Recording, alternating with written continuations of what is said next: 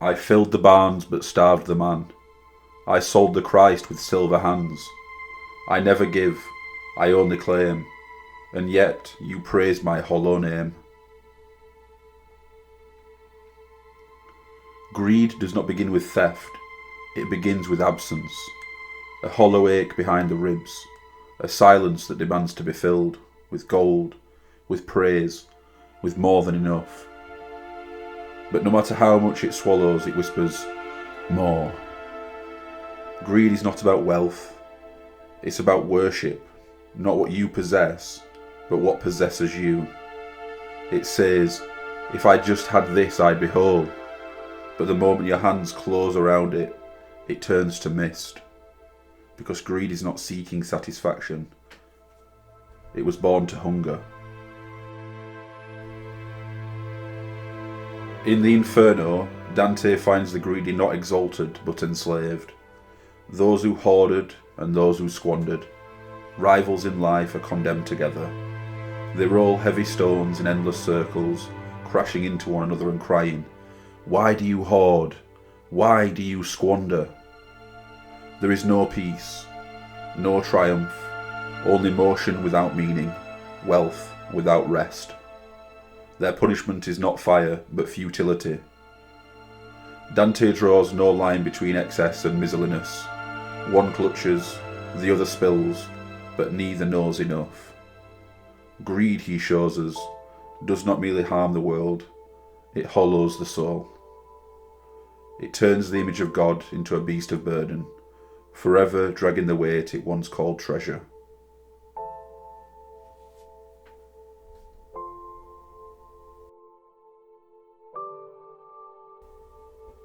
I saw a throne atop a skull, its crown a dying star, from which the king drew down its light and yet hungered still for more. His vaults were deep, his banners wide, yet fed he the gilded maw inside. He bought the breath of oracles, but none would dare to speak. He weighed the world in silver scales, and found the soul was weak. The gilded maw, all flame and praise, devoured each sacred thing, and still he knelt and called it God, that hollow golden king. Now winds erase his sigilled name from towers built on bone, and silence sit where once he feasted, richer, now alone.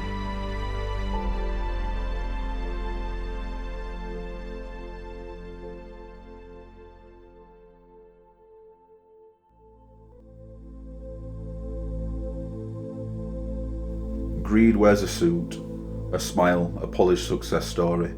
It's the influencer selling a dream, built on credit and illusion. The CEO who lays off hundreds, then cashes out a bonus. The hunger for upgrades, the compulsion to win, the gospel of more. It says, you are what you earn, you are what you own. But greed is not always loud, it can be quiet, hidden, respectable. A parent who never stops working but forgets their child's face. A hoarder who cannot let go. A preacher who turns salvation into revenue. Greed is not just about having, it's the fear that you are not enough unless you do. Greed has shaped more than fortunes. It shaped destinies. In 17th century Holland, a flower became a fever. Tulips, once rare imports from the East, bloomed into obsession. Their petals, striped by a virus that made them all the more exotic, became symbols of luxury and status. But it wasn't beauty that drove the madness. It was greed. At the height of the mania, a single Semper Augustus tulip bulb sold for more than a canal-side home in Amsterdam. Farmers sold their land, merchants mortgaged their futures. Servants gambled away decades of wages, all for bulbs they never even touched. Speculators traded promises, future contracts for flowers not yet bloomed. Paper fortunes changed hands in taverns by candlelight. It wasn't about the tulip, it was about the fantasy, the hope that tomorrow someone else would pay more. But fantasies are fragile. In February 1637, the bidding stopped. One auction failed, then another. Panic replaced euphoria. Contracts collapsed, fortunes vanished overnight. The same bulbs that once bought mansions couldn't fetch the price of an onion. Tulip Mania wasn't just an economic bubble, it was a parable. Greed had turned a garden of bloom into a golden calf. People bowed to the illusion of endless gain and woke to ruin. But the lesson went unlearned. Centuries later, the same hunger found new petals. Digital tokens, pixelated avatars, meme coins. We call them NFTs, crypto, stonks. New names for an ancient spell. We minted meaning from code, poured fortunes into vapour, and told ourselves it was different this time. But again came the silence. The failed drops, the rug pulls, the vanished developers, the bankrupt exchanges. Another garden burnt for profit. That's the tragedy of greed. It never loves the thing itself, only the price it might fetch. It sees beauty as a bargaining chip, and worth as a number. The tulips withered, but the hunger didn't die. It just found new routes, new markets, new names, and still it blooms, wherever desire outruns reason. In Tolkien's Legendarium, Gollum was not always a creature of shadows.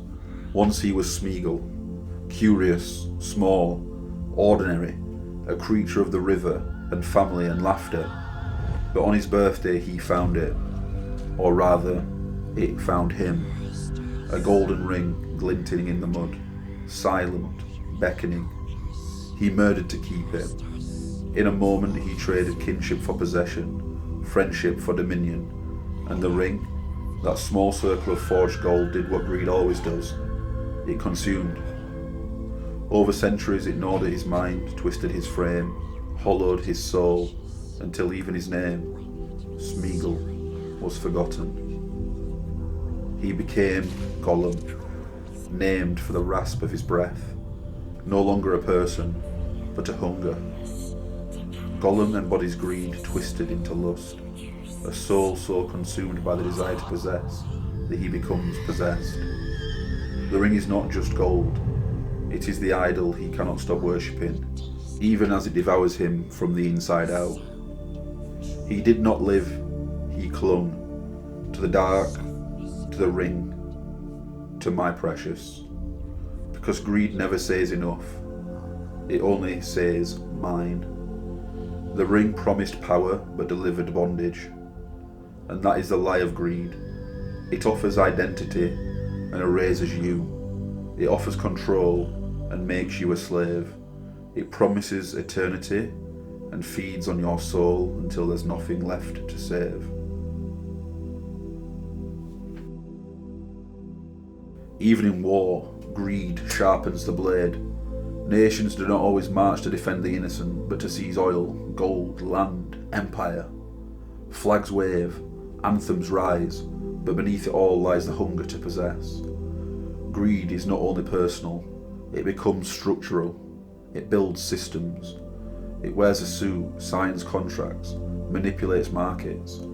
It hides behind spreadsheets and strategies. It engineers policies where profits outweigh people, where human lives become cost-benefit equations. In myth, there is King Midas, who begged the gods for gold. They granted his wish. Everything he touched turned to gold, until he touched his daughter, and in that moment the joy curdled into horror. The banquet turned to metal, the embrace to a tomb. What he loved he destroyed, because greed does not add, it subtracts. It devours what is dearest. In scripture, there is Judas, a friend of Christ, a disciple, but for 30 silver coins, a pocket full of temporary gain, he betrayed eternity, and the kiss he gave became his undoing. He did not spend the silver, he cast it into the temple and wept, because greed always promises joy and ends in despair. History repeats the pattern. The robber barons of the industrial age built empires from steel and sweat, crushing workers beneath machines they never owned. The men behind financial collapses made fortunes from speculative towers, until those towers fell and buried the innocent beneath them. The corporations that mine the earth, pollute the sky, and extract every last breath from the soul, all for one more quarterly report. Greed does not sleep, it compounds. It builds skyscrapers and digs graves beneath them, and when it finally falls, it blames the victims. Because greed has no conscience, only appetite. Greed whispers, you're almost there. Just one more deal, one more upgrade, one more digit in the bank account. But it lies. Because it always moves the finish line. The hunger never ends. Because greed doesn't feed the body, it feeds the ego. It doesn't ask what do you need, it asks what will they think of you. It turns need into craving, wants into identity, objects into trophies. You stop buying things because they're useful and start collecting them to feel worthy. The house isn't a shelter, it's status. The car isn't transportation, it's validation. The clothes aren't warmth, they're armour. And without realising it, you start building your identity on accumulation. But here's the trap. The more you have, the more you feel losing it. The more you gain, the more you compare. And the more you compare, the less content you become. Greed never lets you rest. It keeps your soul on a treadmill, always running, never arriving. You lie awake thinking about how to keep what you have. You scroll past strangers and feel behind. You measure worth by a number, in an account, on the scale, on the screen, until one day you realise you don't own your possessions, they own you. You don't carry your wealth, it carries you, like chains of gold. Greed doesn't build empires, it builds prisons, beautiful, impressive, empty. And the key was always on the inside.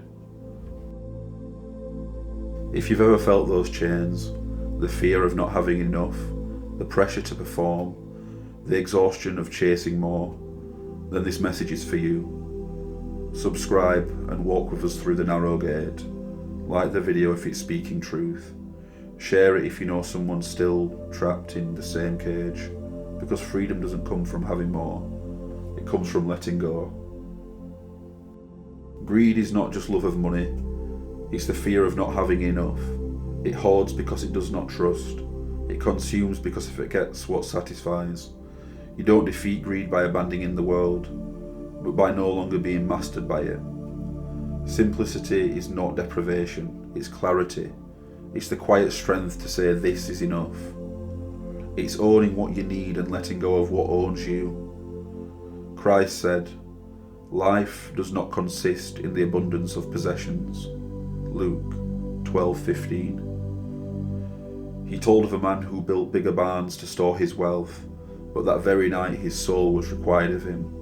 He had everything except peace.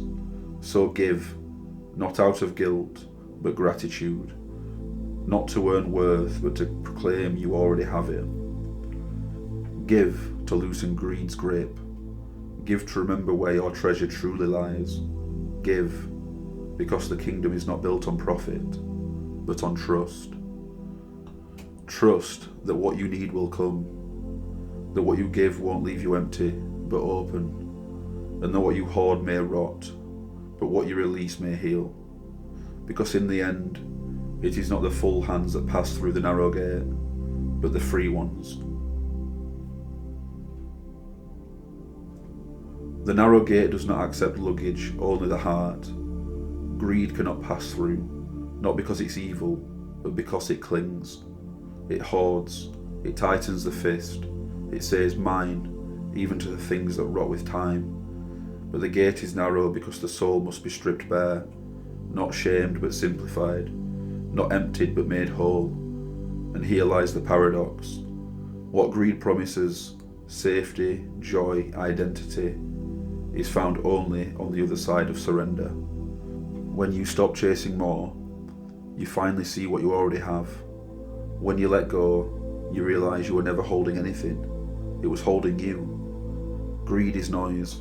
The narrow gate is silence. And in that silence, you will find what greed was always trying to counterfeit. Security, joy, enough. I filled the barns but emptied the man. I sold the Christ with silver hands. I never give, I only claim. and still you praise my hollow name. Greed, and the only way to silence it is to say, this is enough. Lord, you gave us Eden, but we hungered for more. You gave us daily bread, but we reached for what was not ours. You offered yourself, but we traded you for silver.